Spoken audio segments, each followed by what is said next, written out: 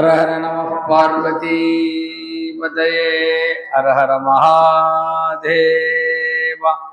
எந்நாடுடைய சிவனே போற்றி, எந்நாட்டவர்க்கும் இறைவா போற்றி. வெற்றி விநாயகமூர்த்திக்கு ஜெய். வெற்றிவேல் முருகனுக்கு அரகரோகராம். விநாயகனே வெப்பினையை வேறறுக்கவல்லான், விநாயகனே வேட்கை தணிவிப்பான், விநாயகனே விண்ணிற்கோ மண்ணிற்கோ நாதனுமாம் தன்மையினார் கண்ணிற் பணிவின் கனிந்தே அங்கமும் வேதமும் ஓது நாவ அந்தண நாடும் அடிபரவ. அங்கமும் வேதமும் ஓது நாவ அந்தண நாடும் அடிபரவ. மங்குள் மதிதவள் மாடம் வீதி, மங்குள் மதிதவ மாடவீதே மருகல் நீலாவிய வைந்த சொல்லாய். செங்கையனார் பூனல் செல்வம் மல்கும் சீர்கொள் செங்காட்டங்குடியதனும் கங்குல் விளங்கே எரியேந்தியாடும் கணபதி சரம் காமுரவே. அங்கமும் வேதமும் ஓது நாவர் அந்தண நாளும் அடிபரவ. மங்குள் மதிதவள் மாட வீதி மருகல் நிலாவிய வைந்த சொல்லாய். செங்கையலார் புனல் செல்வம் மல்கும் சீர்கொள் செங்காட்டங்குடியதனும் கங்குள் விளங்கு எரியந்தியாடும் கணபதி சரம் காமுரவே. கங்குள் விளங்கு எரியேந்தியாடும் கணபதி சரம் காமுரவே.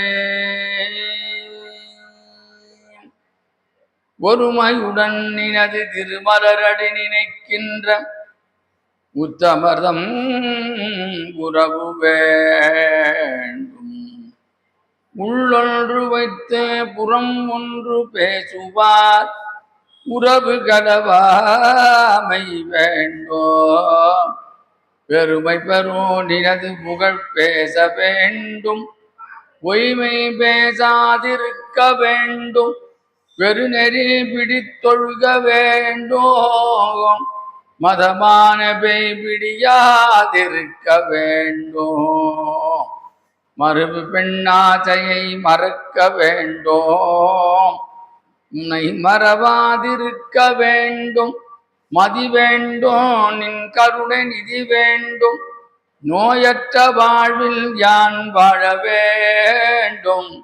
தருமமிகு சென்னையில் கந்த கோட்டத்துள் வளர்த்தலம் ஓங்கு கந்தவேளே. கந்தவேளே தன்முக துய்யமணி உன்முக செய்வமணி எந்தன் சண்முக தெய்வ மணியே. எழும்போதும் வேலுமயிலும் என்பேன், எழுந்தே மகிழ்ந்து தொழும்போதும் வேலோ மயிலும் என்பேன். முருகா உனைத் தொழுதே உருகி உருகி அழும்போதும் வேலும் மயிலும் என்பேன்.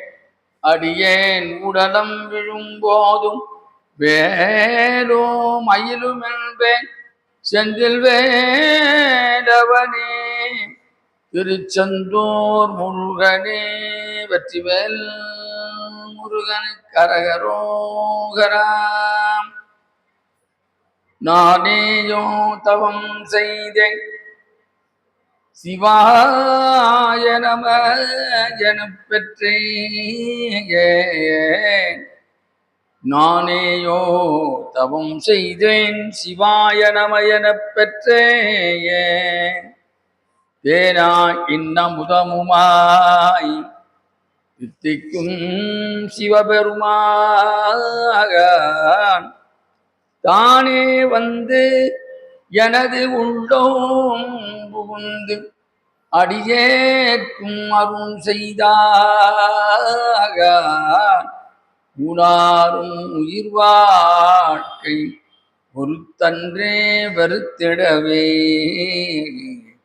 நாயகி நான்கே நாராயணி கைநளின பஞ்ச சாயகி சாம்பவி சங்கரி சாமடை சாதினச்சு வாயகி மாலினி வாராகி சூலினி மாதங்கி என்று ஆயகையாதி உடையாள் சரணம் சரணம் மரண் நமக்கே தனம் தரும் கல்வி தரும் ஒரு நாடும் தளர்வறியா மனம் தரும் தெய்வ வடிவும் தரும் நெஞ்சில் வஞ்சமில்லா இனம் தரும் நல்லன நல்லன எல்லாம் தரும் அன்பரென்பவர்க்கே கணம் தரும் பூங்குழலாள் அபிராமி அபிராமி கடை கண்களே அருட்பெரும் ஜோதி அருட்பெரும் ஜோதி தனிப்பெரும் கருணை அருட்பெரும் ஜோதி ஸ்ரீ மாணிக்க வாசக சுவாமிகள் திருவடிகளே சரணம் சரணம். யோகாம்பிகா சமேத திருப்பெருந்துறை ஸ்ரீ ஆத்மநாத சுவாமி திருவடிகளே சரணம் சரணம். மெய்யன்பர்களே, தாய்மார்களே, ஞானமே வடிவாக விளங்கக்கூடிய ஆதிவயலூர் முருகப்பெருமானின் பற்றாத தனிப்பெரும் கருணையினால் அடியனுடைய மானசீக குருவாக விளங்கக்கூடிய பூஜ்ய ஸ்ரீ திருமர் கிருபாந்த வாரியார் சுவாமி திருவடிகளை வழங்கி எனக்கு வழிகாட்டுதல் குருநாதராக விளங்கிய மருத்துவர் டாக்டர் சந்தார்ராமன் அவருடைய திருவடிகளை வணங்கி 120 ஆண்டுகள் தொடர்ந்து சைவ பணியாற்றுகின்ற நமது சபை நிறை வருவென்று வரவேற்று அவர்களுக்கு நன்றியும் கிருத்தக்கையும் தெரிவித்துக் கொண்டு மாணிக்க வாசக சுவாமிகளில் சித்தை மகிழும் சிவபுராணத்திலே 16வது அடியிலே சிந்திக்கக்கூடிய ஆராத இன்பம் அருளும் மலை போற்றியே ஆராத இன்பம் அருளும் மலை போற்றி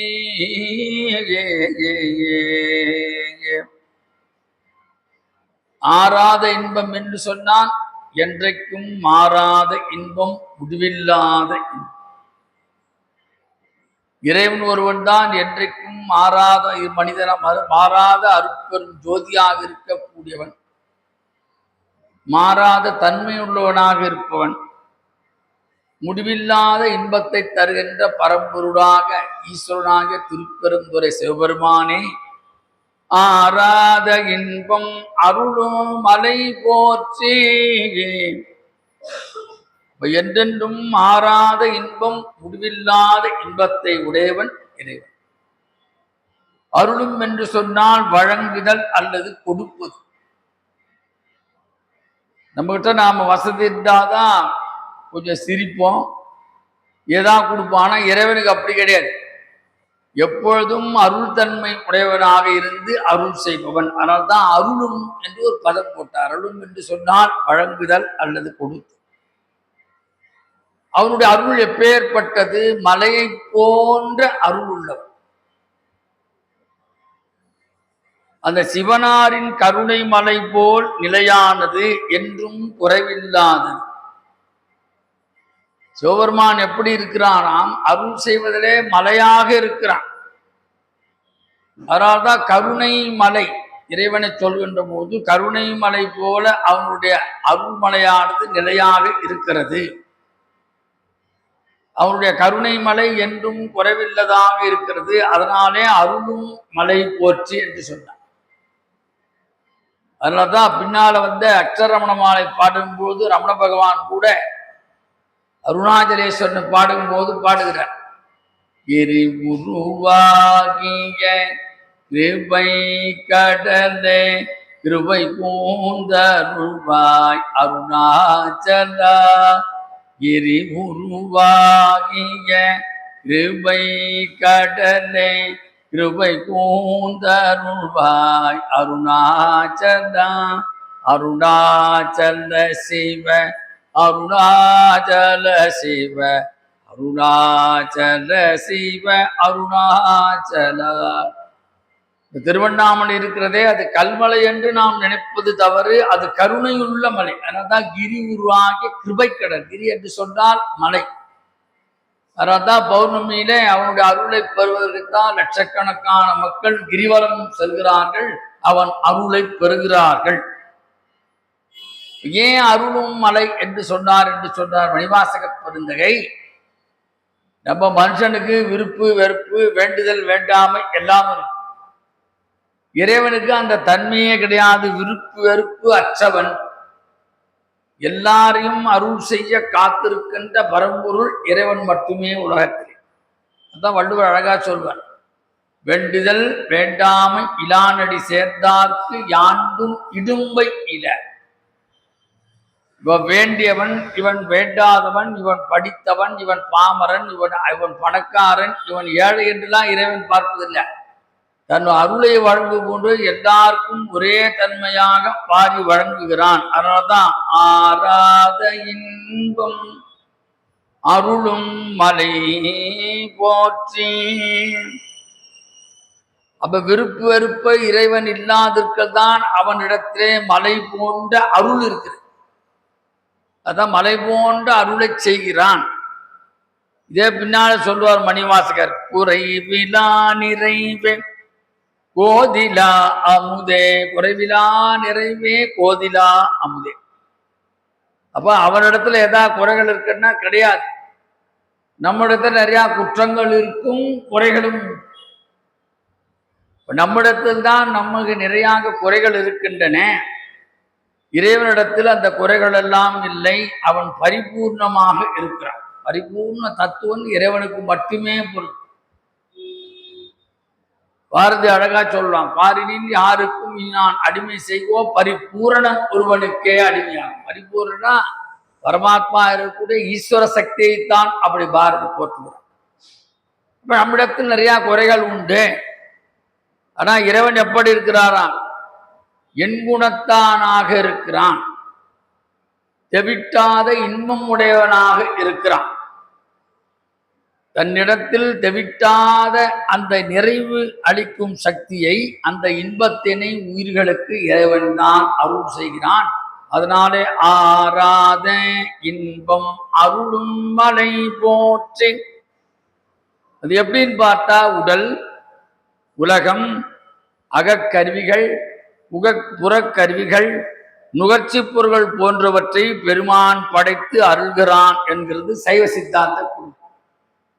உலகத்தில் ஒன்று பழசா இருக்கிறது, ஒன்று புதுசா இருக்கிறது, எல்லாத்தையும் தோற்றிக்கொண்டு இறைவன் ஒருவனே. இதே மணிவாசகர் பின்னால சொல்வார், திருவம்பாவிலே பதிவு பண்ணுவார், முன்னை பழம்பொருட்கு முன்னை பழம்பொருளே பின்னை புதுமைக்கும் வேற்றும பெற்றியனே. பழமையனுக்கும் பழமையானவன், புதுமையனுக்கும் புதுமையானவன்.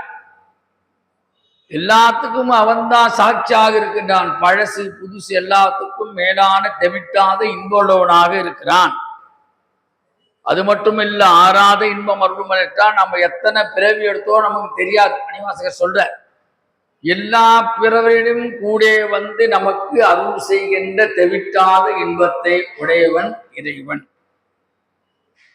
அவரே சொல்றார்ல, தேனாயின் அமுதமுமாய் தித்திக்கும் சிவபெருமான் தானே வந்து எனது உள்ளம் புகுந்து அடியேற்கும் அருள் செய்தான். ஊனாரும் உயர் வாழ்க்கை ஒருத்து அன்றே வருத்திடவே நானேயோ தவம் செய்தேன் அப்படின்ற சுவாமி எப்படி இருக்கிறான்? தேனாய் இன்னமுதமாய் தித்திக்கும் சிவபெருமான், பாராத இன்பத்தை தருகின்ற அருள்மலையாக இருக்கிறான். தேனாய் இருக்கிறான். தித்திக்குமா சிவபெருமான், தித்திப்பாக அமுதமாயும் இருக்கிறான். அந்த அப்பேற்பட்ட பரம்பொருள் தான் எங்கேயோ குதிரை வாங்க சென்ற என்னை இழுத்து உட்கார வைத்து எனக்கு சிவானுபூதியை போற்றி எனக்கும் அருள் செய்தான். அதனால்தான் சொல்றார், ஆராத இன்பம் அருளும் மலை போற்றி. எல்லா பிறவிலும் சாமி நம்மளோட வர்றார். இதே திருவம்பாவில் 3 இடத்துல சொல்றார், வேதித்து நம்மை வளர்த்தெடுத்த பெய்வளை தன் பாதத்திரம் பாடி ஆடேலோ எம்பாவாய். வேதித்தே நம்மை வளர்த்தெடுத்த பெய்வளை தன் பாதத்திரம் பாடி ஆடேலோர் எம்பாவாய்.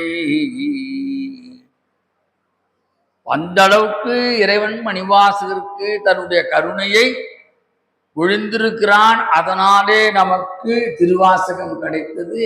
அதுல முதலாவது பகுதியாக விளங்கக்கூடிய சிவபுராணம் மென்மையான. நீங்க திருவாசகத்துல எதை படிக்கிறீங்களோ இல்லையோ, இந்த சிவபுராணம் படிச்சாலே, நான் திரும்ப திரும்ப அதான் சொல்றேன், சிவபுராண பலன் நமது வம்சங்களையே கரையேற்றும்.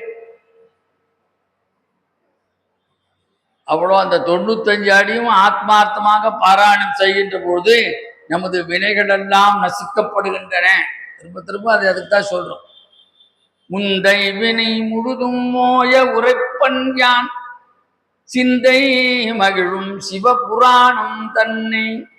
அப்புறம் பிராரத்தம் ஆகாமியம் சஞ்சிதம் எல்லா வினைகளையும் போக்கக்கூடியது இந்த சிந்தை மகிழும் சிவபுராணம். அதுல பெருமான் எப்படி இருக்கானா, அமுதமாக இருக்கிறான், தவிட்டாத இன்பமாக இருக்கிறான், தேனாக இருக்கிறான், அருள் செய்வதில் அடியார்களுக்கு அருளும் கலையாக இருக்கிறான். அதனால்தான் மணிவாசகரை தன் உயிராக வைத்து போற்றவர் வள்ளலார். வள்ளலாருடைய திருவருட்பாலை எடுத்து பாருங்கோ, திருவாசகத்துடைய தாக்கம் நிறையாக இருக்கும். திருவாசக தாக்கம் நிறைய. அவரே சொல்றார், அருஜோதி தெய்வம் என்னை ஆண்டு கொண்ட தெய்வம், அருஜோதி தெய்வம் என்னை ஆண்டு கொண்ட தெய்வம், அம்பலத்தை ஆடுகின்ற ஆனந்த தெய்வம், அருஜோதி தெய்வம் என்னை ஆண்டு கொண்ட தெய்வம், அம்பலத்தை ஆடுகின்ற ஆனந்த தெய்வம், தாயாகி தந்தையுமாய் தாங்குகின்ற தெய்வம், அம்பலத்தை ஆடுகின்ற ஆனந்த தெய்வம், பெருசாரும் மறைகளெல்லாம் போற்றுகின்ற தெய்வம், போதாந்த தெய்வம், உயர்நாதாந்த தெய்வம், அருஜோதி தெய்வம் என்னை ஆண்டு கொண்ட தெய்வம், அம்பலத்தை ஆடுகின்ற ஆனந்த தெய்வம். அருளும் மலை உலகில் குறைவில்லாத நிறைவாக இருக்கிற ஈஸ்வரன் ஒருவன் மட்டும். அதனால்தான் அம்பலத்தை ஆடுகின்ற ஆனந்த மறைகளெல்லாம் போற்றுகின்ற தெய்வம், சிச்சபையில் விளங்குகின்ற தெய்வம். தெய்வம் அந்த நடராஜத்துல அவ்வளோ உரிமையா பாடியிருக்காருன்னா, அப்பேற்பட்டது நடராஜன் இடத்தில் தான் மணிவாசகர் வந்து அமர்றார். சிவபெருமானே வந்து கேட்கிறார், ஐயா நீ பாடியதெல்லாம் பாடுக. அவரே எழுதுற அருள்வாத ஊரை சொல்ல அம்பலவாணர் தாம் எழுதிய திருவாசம். அதுதான் திருவாசத்துக்கு அவ்வளவு ஒசத்தி. இப்போ உலகில் குறைவில்லாத நிறைவாக இருக்கின்ற பெருமான் ஈசன் ஒருவரே. அவனே பேரின்பமயமாக இருக்கக்கூடியவன். அப்ப என்ன சொல்ல வருகிறார் மணிவாசகர்? அப்போ உலகாயத்தின் சுகங்களை விட்டு ஆசைப்படாமல் பேரின்பமயமான இறைவனை அடைவதற்கு மனிதர்களே நீங்கள் முயற்சி செய்யும். நம்ம எல்லாத்தையும் எல்லா சுகமும் இப்ப இந்த காலத்துல இருக்கு. இந்த சுகத்துக்குள்ளே நாம பக்திக்கு நேரம் ஒதுக்குறோமானா என்னன்னு அவங்க மனசாட்சிக்கிட்டாங்க இல்லையா? எவ்வளவு நாம பக்திக்கு இந்த சமய போதனைக்கு இல்லை எத்தனை பேர் சமய வகுப்பு சொல்கிறோம். நம்ம இந்துவா பிறந்தோன்று கூட ஒரு பெருமை இல்லை. அதத்தில் சொன்ன கோட்பாடுகளை நாம் எப்படி கடைபிடிக்கிறோம் என்பதுதான் இந்த மதத்தின் ஒரு சாலச்சிறந்த கருத்து. எத்தனை பேர் இதை பண்ற? திருவாசகம் பாடணும், திருவாசகம் வீட்டில் படிக்கணும் அப்படின்னு சொல்லிதானே. எத்தனை பேர் வர்றவங்க படிக்கிறாங்களா பண்றா நமக்கு தெரியாது. ஆனால் இது ஆழ்ந்து கற்றுக்கொள்ள வேண்டிய ஒரு பாடம் இந்த திருவாசகம். இப்ப சொல்றார், சிற்றன்பன்களை விட்டுவிட்டு பேரின்பமான இறைவனை அடைவதற்கு நீங்கள் கொஞ்சம் நேரத்தை செலவு செய்யுங்க. எப்பெல்லாம் நமக்கு நேரம் இருக்கிறதோ திருவாசகத்துல ஒரு பாட்டை படிங்க.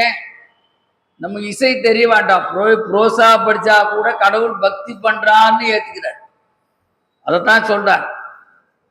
திருக்கோத்தும்பில இது பதிவு பண்றார் சுவாமி. தினைத்தனை உள்ளதோ பூவினித்தேன் உண்ணாதே,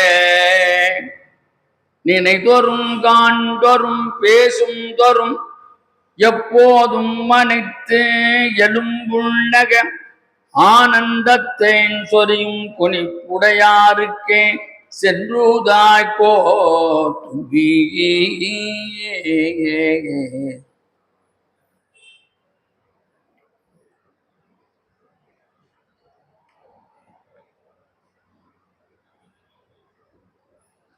இப்ப நாம என்ன ஆசைப்படுறோம்? சின்ன சின்ன இன்பங்களை அடைவதற்கு தான் நாம ஆசைப்படுறோம்.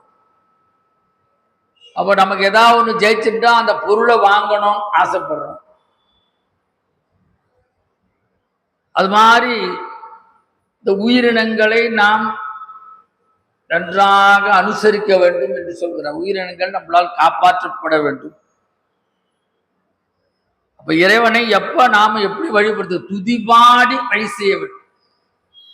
அதுதான் அப்ப ரேடியோ ஸ்டேஷன்ல வந்து துதிப்பாடல்கள் அப்படின்னு இப்ப எப்படி போடுறாங்கன்னு தெரியல. துதிப்பாடல்களே உண்டு. பழைய காலத்துல காலையில எடுத்து உடனே போடுவாங்க. இப்ப வேற மாதிரி அதுக்கு மாத்திருப்பாங்க.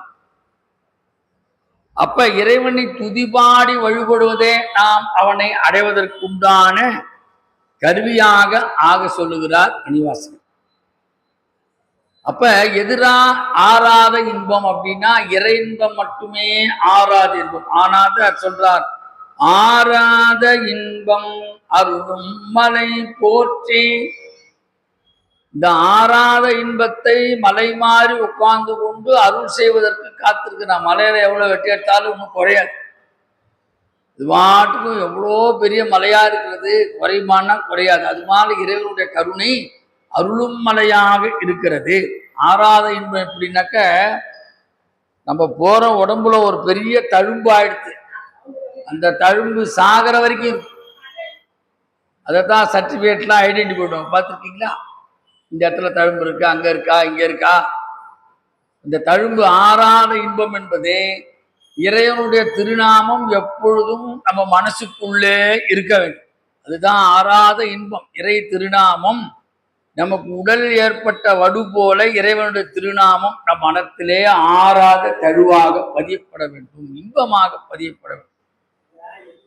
ஆறாத இன்பம் எப்படிதான் கிடைக்கும்? அது பெரிய புராணத்துக்கு கொஞ்சம் உள்ள போறோம்.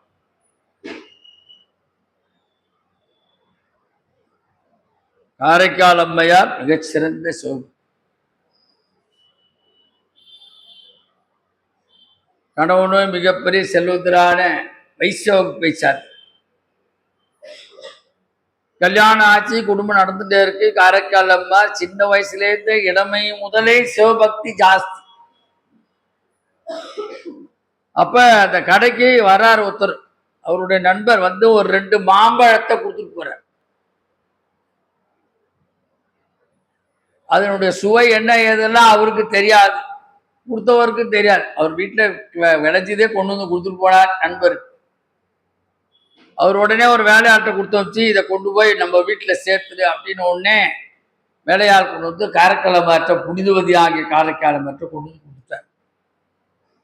தான் பரமனிங்க சோதிக்க வரான். காரைக்காம்மாவுடைய பக்தியை பேர்றது காமிக்கிறது. அந்த நேரம் பார்த்து ஒரு சிவரடியார் வந்துட்டார். எல்லாம் மத்தியான வேலை, ஒன்றும் சமைக்க ஆரம்பிக்கல, சாதம் மட்டும் வடிச்சு ரெடியா இருக்கிறது. அடியார்களுக்கு அன்னம் பாலிக்க வேண்டும். சைவ சமயத்திலே மிகச்சிறந்த நெறி அன்னம் பாலிப்பு. இதற்கு மாகேஸ்வர பூஜை என்று பெயர். அடியார்கள் கூட்டத்தில் எவ்வளோ நாம சாப்பாடு போடுறோமோ அதுக்குத்தான் சிவபெருமான் மகிழ்கிறான். அதுவும் பாமர மக்களுக்கு, ஏழை ஜனங்களுக்கு, ரொம்ப வசதியாக இல்லாதவங்களுக்கு தான் அன்னம் பாலிக்கும் நிறைய செய்யணும். அண்டம் பாலித்தல் என்பது வசதியற்றவர்களுக்கு நாம் செய்கின்ற மிகப்பெரிய தர்மம். அது இறை நாமத்தோடு இறைவன் பெயரால் செய்யப்பட வேண்டும். மனுஷன் பெயரா செய்யறது முடியாது. எல்லாமே இறைவன் தான் கொடுத்தது. அந்த சித்தாந்தம் நமக்கு மனசுல வளரும்.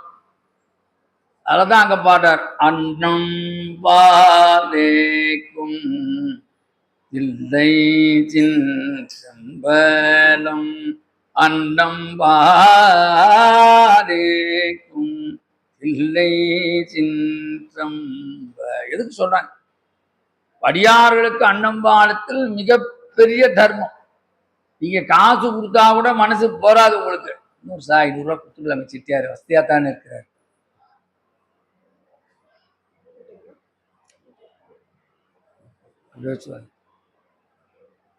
இப்போ மனுஷன் ஒரு எண்ணம், வசதியா தானே இருக்கிற, நிறைய கொடுக்கலான்னு தோணும், மனசு நிறைவு பெறாது. ஆனா சாப்பாடு மட்டும்தான் போதும் என்ற மனமே பொன் செய்யும் மருந்து. எவ்வளவுதான் இதுக்கு மேல சாப்பிட முடியாது. அப்ப அந்த போன உடனே அந்த வயிறு வாழ்க்கை. அதான் வடமொழியிலே சொல்லுவார்கள், அன்னதாத்தா சுகீபவன். அன்னதாத்தா சுகீபவன்னா எவன் இந்த வயிற்றுக்கு அன்னம் அளித்தானோ அந்த குடும்பமே சுகமாக இருக்கட்டும். அதான் வள்ளல் பெருமான் அற்றார் அழிப்பசி தீர்த்தல். அவர் ஏற்றி வச்ச அடுப்பு இன்னும் எரிஞ்சுட்டு இருக்கு. எதுக்குன்னா இப்பெல்லாம் ஏதோ ஆலயத்துல நடக்குது, பேசறது கூட பயமா இருக்கு. அந்த போய் பார்த்தா நிறைய கோயில்ல பார்த்தா யாரும் ஏழைகள உட்காந்து சாப்பிடல, கோச்சுக்காதீங்க. எல்லாம் கழுத்துல 10 பவுன் 20 பவுன் நகருக்கு தான் போய் முதல்ல இடம் பிடிக்கிறாங்க. அப்படி மாதிரி ஆயிடுச்சு. அந்த பாவம் கஷ்டப்பட்ட ஆத்மாவுக்கு தான் அது பழைய காலத்துல பரதேசிகள் அப்படின்னு ஆலயத்தின் வாசல்லே உட்காந்துருப்பார். அதுக்கு தான் காஞ்சி பெரியவர் பிடியரிசி திட்டம்னு கொண்டு வந்தார். வீட்டில் யார் யார் பெண்கள் சமைக்கிறாங்களோ அது முதல்ல எடுத்து ஒரு பிடியரிசி வச்சு ஒரு டப்பால போட்டு ஒரு மாசத்துக்கு எவ்வளோ செய்யறதோ அது சிவாலயத்திலயோ விஷ்ணு ஆலயத்திலயோ கொண்டு போய் கொடுத்துட்டா அவங்க சமைச்சு அது அடியார்களுக்கு அன்னம் பாலிப்பார்கள். அப்ப எல்லாருடைய தர்மம் அதுல இருக்கிறது. எதுக்கு சொல்ல வரேன்னா, அப்ப அந்த சாதம் ரெடியா இருக்குது, அடுத்து என்ன இவருக்கு ஒன்றும் இந்த வெஞ்சனம் எல்லாம் பண்ண முடியல. வெஞ்சனம்னா காய்கறி பதார்த்தம். வெஞ்சனம்ன்ற வார்த்தை மதுரை வார்த்தை, குழம்பு பேர் வெஞ்சனம் அப்படின்வாங்க. அப்ப என்ன பண்றாங்க, அடியார் வந்து உட்கார வச்சாச்சு, இலை போட்டாச்சு, நல்லா தயிர் சாதம் பிடிச்சி கணவரான அனுப்பி அந்த மாம்பழத்தை நல்லா அழகா துண்டு துண்டா நறுக்கி போய் வச்சாங்க. அவரு சாப்பிட்டுட்டு மனம் பகிர்ந்து வாழ்த்துட்டு அடியார் அடைஞ்சார். மத்தியானம் 2 மணி ஆச்சு. அங்கேருந்து கணவர் வந்துட்டார். இலை போட்டு எல்லாம் பரிமாறுறாங்க. அவர் பாருங்க, பரமதத்தன் 2 பழம் தான் கொண்டு வந்து கொடுத்தான். ஒரு பழம் டேஸ்டா இருக்குது, இன்னொரு பழம் மனைவிக்கு வேணுன்ற எண்ணமே அவனுக்கு வரல. அறிஞ்சு போட்டார்கள், சுவையாக இருந்தது. இன்னொரு பழத்தையும் அறிந்து கொண்டு வா அப்படின்னு. எங்க இருக்குது 300 பழம்?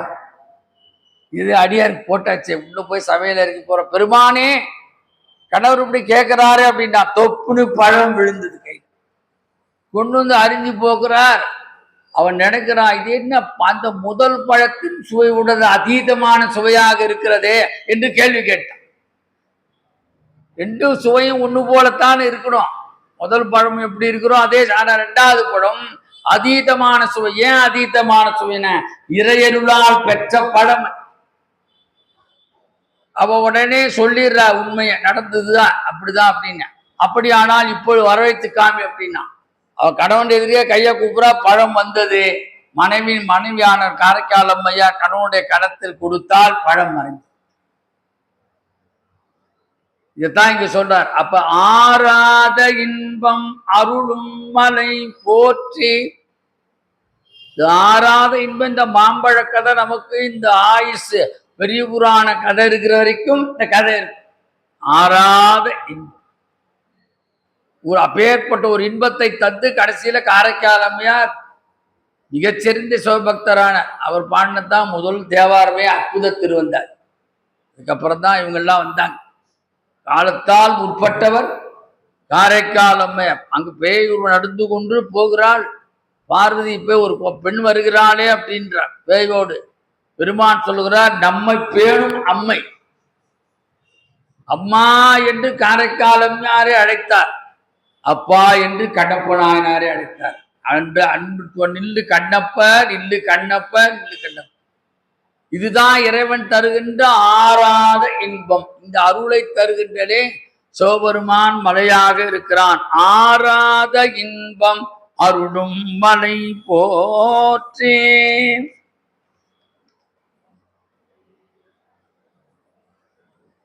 அப்ப இந்த இறை சம்பந்தமானது எல்லாமே ஆறாத இன்பம். அது எக்காலத்தும் மறைக்க முடியாத இன்பம், மறைக்கப்படாத இன்பம். தொடர்ந்து பேசுகின்ற இடமும் தொடர்ந்து பாடுகின்ற இறைவனை துதிப்பாடல பாடும்போது நமக்கு ஆறாத இன்பம் ஏற்படுகிறது. அந்த இன்பம் எப்படி இருக்கிறதா? அருள்மலையாக இருக்கிறது. இதே மாதிரிதான் பட்டினத்தாரும் மிகச்சிறந்த அந்த செட்டார வகுப்பிலே தோன்றியவர், பல கோடி சொத்துக்கு அதிபதி. சிவபெருமானே அவருக்கு மகனா வர வந்து அந்த ரூம்ல அவர் எல்லாம் பண்ணி போட்டுட்டு அவ்வளோ பணம் பணம் பணம்னு அழைத்தவர் பட்டினத்தார்.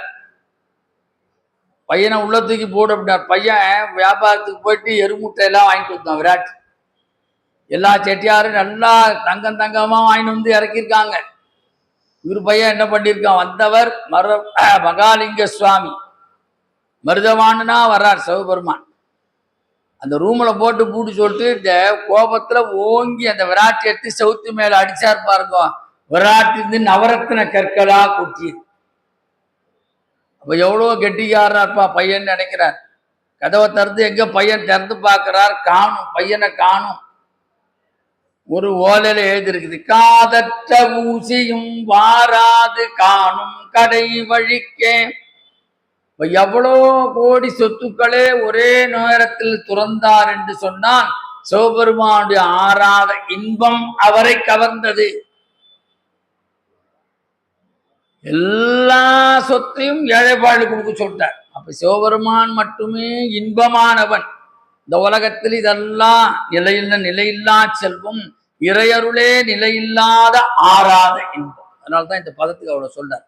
ஆறாத இன்பம் அருளும் மலை போற்றி, காதற்ற ஊசியும் வாராது காணும் கடவை. கடவை என்று சொன்னால் கடைசேவை. வாரியார் சுவாமிகள் அதான் அழகா சொல்வார். காதர்ந்த ஊசியிலே நூல் நுழையாது போல சிலர் காதிலே நல்ல நூல்கள் நுழையாது, நல்ல கதைகள் கேட்காது, நல்ல விஷயத்தை கேட்க மாட்டார்கள். கடைவழி என்று சொன்னால் கடைசி பிரயாணம், இந்த உலகத்தை நாம் விட்டு போகின்ற பிரயாணம். இந்த இடத்துல திருவண்ணாமலையும் அருள்மலையாக பேசப்படுது. ஏன்னா இதே மாணிக்க வாசகர் இந்த திருவண்ணாமலையில் வந்துதான் சுவாமிக்கு அம்பாளுக்கு இந்த ஊடலை தீர்த்து வைத்து, இந்த அடியனாமலை இருக்கு பாருங்க, அங்க போனா நம்ம எல்லாரும் உட்காந்துட்டு ஒரு திருவாசகமா படிச்சுட்டு வரோம். கோயில் சாத்தியிருந்தா கூட பரவாயில்ல, 2 மணி 3 மணி நம்ம பாட்டு அமைதியா 2 பாட்டோ பாடிட்டு அவரை பிரார்த்தனை பண்ணிட்டு தான் நம்ம அடுத்து கிரிவலத்தை தொடரும். அவ்வளோ விஷயங்கள் இருக்கு. இந்த திருவண்ணாமலையில் தான் திருவம்பாவை 20 பாடல் பாடுகிறார். அதுக்கப்புறம் திரு அம்மானை பாடினார். ரெண்டுமே திருவண்ணாமலை பாடப்பட்ட காரணம், திருவண்ணாமலை மிகப்பெரிய அருள்மலையாக விளங்குவதற்கு மணிவாசகரே இந்த 2 நிகழ்வில் சொல்லி ஆறாத இன்பம் அருளும் மலை போற்றேன்.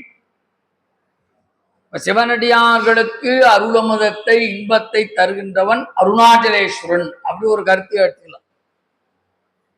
அததான் அந்த வெண்பான சொல்கிறது, ஏழைக்கு இறங்குமலை ஏதேதும் கேட்டாலும் கோழைப்படாமல் கொடுக்குமலை, அம்மைக்கு ஒரு பாகம் இந்த மருத்துமலை, ஞான தபோதனரை பாயென்று அழைக்கும் மலை அண்ணாமலை. ஏழைக்கு இறங்குமலை ஏதேது கேட்டாலும் கொடுக்கும் மலை. கிரிவலம் வந்து நீங்க கேட்கவே வேண்டாம், சுவாமி எல்லாத்தையும் நடத்தி கொடுத்துருவார். அவர்கிட்ட போய் நாம அப்ளிகேஷனும் கொடுக்க வேண்டாம். நம்ம கிரிவலம் பண்ணிட்டு வந்தாலே போதும், அத்தனை பிறவி தோஷங்கள் நீங்கும், ஆணவம் கண்மம் மாயை எல்லாம் தானாக கேட்கும். அதுதான் ரமண பகவான் முதல் அடியிலே சொல்றார், அருணாச்சலம் என அகமே நினைப்பவர் அகத்தை வேறறுப்பாய் அருணாச்சலம். அகங்காரம் தான் மனுஷனுக்கு துரோகமாக இருக்கக்கூடிய பரம வைரி. அதனால இது எப்படி இருக்குது? அகங்காரம் மரம் போல இருக்கிறது, அதை பிடுங்கி ஏறி அருணாச்சலம் என அகமே நினைப்பவர். எவர் உள்ளத்திலே அருணாச்சலம் நாமம் பேசப்படுகிறதோ போற்றப்படுகிறதோ அங்க மனிதன் அகங்காரற்ற தன்மையை இழக்கிறான். அவரிடத்திலே அருள் தன்மை உண்டாக்குறது. ஆராத இன்பம் அருளும் மலை போற்றி ஏழைக்கு இறங்குமலை, ஏதேது கேட்டாலும் கோழைப்படாமல் கொடுக்கும் மலை, அம்மைக்கு ஒரு பாகம் இந்த மருத்துவமலை, அண்ணாமலை திரு அண்ணாமலையே. அதனால்தான் இந்த மலையில திருவம்பாவையும் திருஅம்மானையும் மணிவாச பாடினார்னா சும்மா பாடி. அருள்மலையாக இருக்கின்றவன் அருணாச்சலேஸ்வரன். 8 இடங்கள்ல என்ன சொல்றார்? போற்றி போற்றி அப்படின்னு சொல்றார். ஈசனடி போற்றி, எந்த அடி போற்றி, தேசனடி போற்றி, சிவன் சேவடி போற்றி, நேயத்தே நின்ற நிபலனடி போற்றி, மாய பிறப்பருக்கும் மண்ணடி போற்றி, சீரார் பெருந்துரை நம் தேவனடி போற்றி. இந்த 8வது அடியில அருளும் மலை அடியை சொல்ற. அருளும் மலை போற்றி. ஏன் அருளும் மலை அப்படின்னா, மூலாதாரம், சுவாதிஷ்டானம், மணிபூரகம், அநாகசம், விசுத்தி, ஆக்ஞா என்ற 6 சக்கரத்திலே இந்த 6வது இன்பம் அருள்மலை நம்முடைய ஆக்ஞா சக்கரமாக இருக்கிறது. இறைவன் ஆக்ஞா சக்கரமாக இருந்து அருள் செய்கிறான். இதில் இன்னொரு விஷயம் நாம தெரிஞ்சுக்கலாம். 6 முறை வாழ்க என்று சொன்னார், 5 முறை வெல்க என்று சொன்னார், 8 முறை போற்றி என்று சொன்னதால் திருவாசகத்தில் 658 பாட்டு தான் உள்ளது. இதில் இடைச்சர்களுக்கு எங்கும் இடமில்லை. அப்பேற்பட்ட இறைவன் 6வது இன்பத்தை தருபவன். அந்த பேரின்பத்தை நாம் அடைய அவனுடைய திருவிடைகளை தொழ வேண்டுமாக. ஆராத இன்பம் அருளும் மலை போற்றே.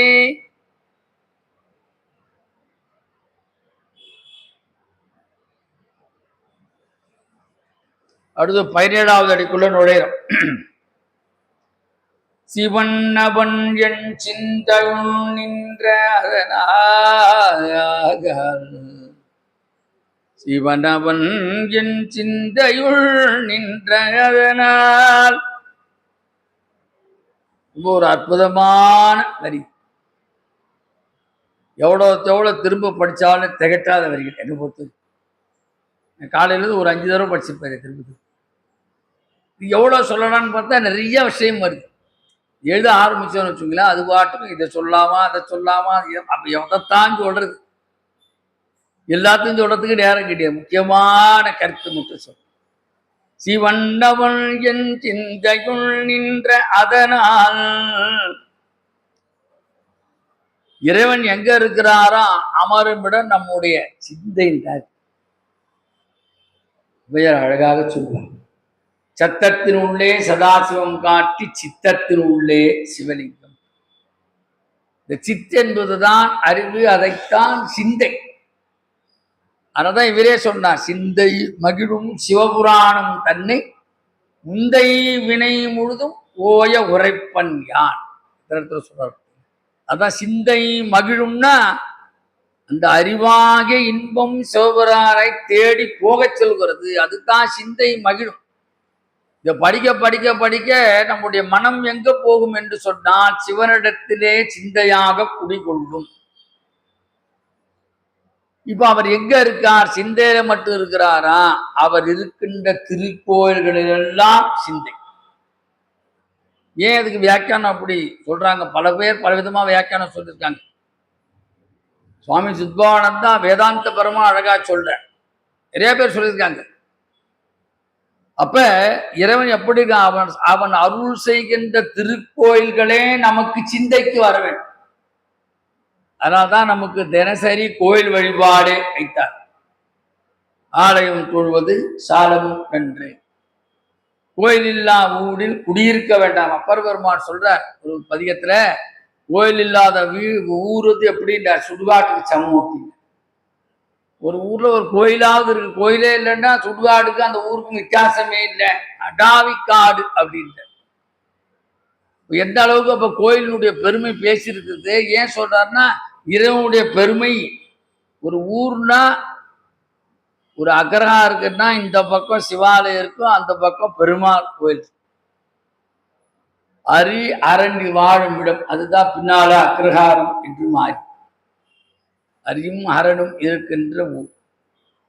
எந்த ஊர்ல இடத்துலான்னு பார்க்கும், இந்த பக்கம் பார்த்தா ஒரு சிவாலயம் இருக்கும், இந்த பார்த்தா ஒரு பெருமாள் கோயில். நிறைய கோயில்லாம் வந்துருச்சு. தெருவுக்கு தெரு பிள்ளையார் கோயில் பார்த்தீங்கன்னா இங்கே தெருவிலே ஒரு வீடு வாசல ஒரு 10 கோயில் இருக்கு போல, அவ்வளோ கோயில். அப்ப 3 வயது நிரம்பிய திருஞான சம்பந்த பெருமான், 81 வயது வரை வாழ்ந்த அப்பர் பெருமான், சுந்தரமூர்த்தி சுவாமிகள், நம்ம திருவாசகம்பாடி மாணிக்க வாசகர்கள் எல்லாம் பல ஆலயங்களை தொழுது சென்று பாடினார். ஏன் வேற எங்கேயா பாட தெரியாது அவங்களுக்கு? எதுக்கு அந்த செலக்ட் பண்ணி போனார்கள் என்று சொன்னா, அங்கே இறைவன் அங்க போய் நாம இருக்கின்ற பொழுது இறைவனுடைய அருட்கராட்சம் நமது சிந்தையிலே வந்து குடியேறும். அதனாலதான் இவர்கள் பாடிய பாட்கள் எல்லாம் அருட்பாடல்கள், பாடல் பெற்ற சிவாலயம். தமிழ்நாட்டில் 276 சிவாலயம் இருக்குது பாடல் பெற்றது. ஞானசம்பந்தர் பாடியிருக்கார், நாவுக்கரசர் பாடியிருக்கார், சுந்தரர் பாடியிருக்கார், மணிவாசகம் பாடியிருக்கார். 4 பேர் பாடல் பெற்ற ஸ்தலம்லாம் இருக்கு. திருக்கழுகுன்றெல்லாம் பார்த்தா 4 பேர் பாடியிருக்காங்க.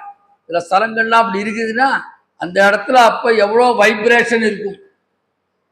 அந்த இடத்துல போனாலே நமக்கு மண்ணடி வச்சாலே நமது மனம் சிந்தையிலே சிவபெருமான் வந்து நிற்க காத்திருக்கிறான். அதைத்தான் இங்க சொல்றார். சிவன் அவன் என் சிந்தையுள் நின்ற அதனால். சிந்தை என்பது அவன் அருள் செய்கின்ற திருக்கோயில்களே இங்கு சிந்தை என்பதாக ஒரு பொருள் காணப்படுகிறது. இதுக்கு காரணம் எப்படி என்னன்னாக்க, இந்த கோயில்கள் எல்லாம் ஆகம முறையிலே கட்டப்பட்டு அதற்கு உண்டான யந்திர ஸ்தாபனங்கள்லாம் செய்து அதற்கு உண்டான முறையாக எப்படி வழிபாடு செய்ய வேண்டும் என்ற மந்திரங்கள்லாம் சொல்லி கும்பாபிஷேகம் 12 ஆண்டுகளுக்கு ஒரு முறை செய்து தினம் தினம் தினம் அந்த ஈசனை வழிபடுப்பதால் மந்திரங்கள்லாம் சொல்வார்கள் கோவில்ல. ஆகம பிரகாரம் பூஜை நடக்கும். அப்புறம் வைதீகர்கள் வந்து சதுர்வேதம் ஓதுவார்கள். நம்ம திருமுனைவாணர்கள் கடைசியில தேவாரம் பாடி முடிப்பார்கள். எல்லாம் இந்த அத்தனை சக்தியும் சேர்ந்து அந்த இறைவனிடத்திலே குடிகொண்டிருக்கிறது. அதனால்தான் ஆலயம் தொழுவது. அங்க போனாலே நமக்கு சிவ சிந்தனை தவிர்த்த வேற சிந்தனை வரக்கூடாதுன்றார். சிந்தை மகிழோ சிவ புராணம் தன்னை. அப்ப இறைவனுடைய திருமேனி எப்படி இருக்குதான்? மந்திர வடிவங்களாலே சொல்லப்பட்டுள்ளன. அந்த மந்திரங்களால் உருவேற்றப்பட்டு பூஜைகளும் விழாக்களும் ஆகம பிரகாரம் கொண்டாடப்படுகின்றன. இப்போ எப்படி இருக்குன்னா, நம்ம போய் அங்க காலடி வச்ச உடனே நமக்கு சிவசிந்தனை தான். அதற்கு காரணமாக இருப்பது இந்த மனம். இந்த மனசுதான் எல்லாத்துக்கும் காரணமா இருக்கிறது. மனம் சரியாக இருந்து விட்டால் நமக்கு மந்திரம் தேவையில்லை. ஆனா மனசு சரியாக இருப்பதான் நம்ம மந்திரத்தை உச்சரித்து உச்சரித்து உச்சாரணம் செய்து மனத்தை சரி பண்ண வேண்டும். திருமூலர் சாமி கும்பிடவான்னு சொல்றேன். மனமது செம்மையானால் மந்திரம். மனம் எப்போ செம்மையாகும்? சிவ சிந்தனையிலே மனம் வந்து அமர்ந்த பிறகு வேறு மந்திரம் வேண்டாம். அப்ப மனசு பூரா சிவசிந்தனையாக இருக்கிறது. சுந்தரமூர்த்தி நாயனார் டிராவல் பண்ணிட்டே இருக்கார். இந்த கண்டியூர் அந்த தஞ்சாவூர் பக்கம் பொழுது திருவள்ளம்புழியில் நல்ல க்ஷேத்திரம்லாம் இருக்காங்க. திருமழப்பாடி என்ற ஒரு ஊர். அந்த ஊருக்கு போனவர் பாடாமையும் போயிட்டார். அந்த ஊர் சுவாமியை போய் பார்க்கல. சுவாமி மட்டும் அங்க பக்கத்துல படுத்துட்டு இருக்கார். கண்டல வந்து சொன்னார், சுந்தரா நீ என்னை மறந்தனையோ? நான் மழப்பாடியில் இருக்கேன், என்ன பாடாம போறியே?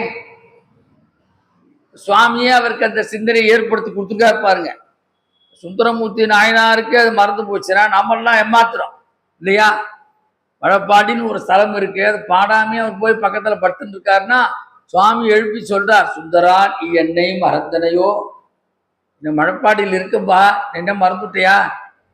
உடனே ஓடுற பொன்னார் மேனிகனே உள்ளை தோலை அரை கசைத்து பொன்னார் மேனிகனே உள்ளை தோலை அரை கசைத்து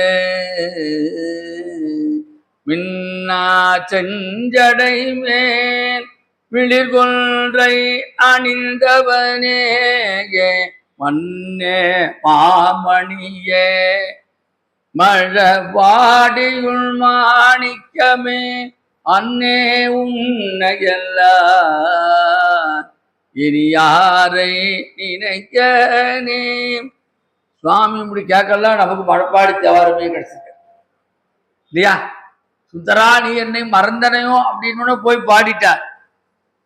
அது மாதிரிதான் திருநாவுக்கரசு சொல்ற தேடி கண்டு கொண்டே திருமாரோடு நான் முகனும் தேடி தேடவோனா தேவனை என் உள்ளே தேடி கண்டு கொண்டே. வா, உன்னை தேடி தேடி நான் கண்டுபிடிச்சிட்டேன். நீ எப்பேற்பட்டவன்? திருமாலோடு நான் முகனும் தேடி தேடவோனாத தேவனை.